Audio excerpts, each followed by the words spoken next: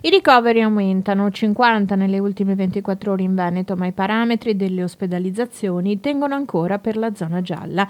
Se in terapia intensiva si è quasi al 20%, limite definito per il passaggio, in area non critica mancano ancora 11 punti e mezzo. Ma ciò non significa che non ci sia da preoccuparsi, perché la diffusione della variante Omicron è molto rapida. Vi lascio solo con la preoccupazione che abbiamo, insomma, vedete che abbiamo questa lenta e inesorabile incremento di ospedalizzazione, che noi non è che ce lo possiamo permettere all'infinito. Oggi sono 50 persone, vabbè, è un lunedì mattina, è vero che può essere una contabilità del fine settimana diciamo raggruppata tutta in questo bollettino, vedremo i prossimi giorni, però la preghiera ai cittadini è di far capire che noi non ci possiamo permettere gli ospedali pieni.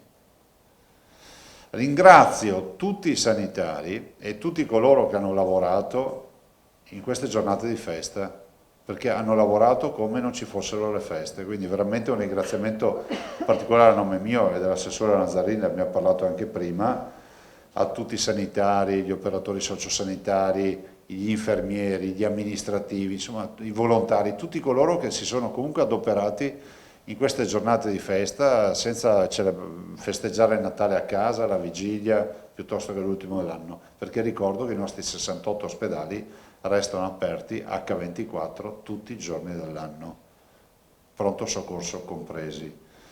Quindi veramente un grazie di cuore a loro. Ecco, anche per, diciamo, per dare un segnale a loro, inutile scrivere grazie ai nostri eroi o altre robe del genere, ecco, un ringraziamento che possiamo fare è quello di rispettare le regole. Rimane l'incognita a scuole che dovrebbero riaprire tra pochi giorni, se con Odi Zaia l'ipotesi dei vaccinati in classe e dei non vaccinati in DAD. Io eviterei di aprire un altro fronte, ma comunque sulla scuola bisognerà intervenire.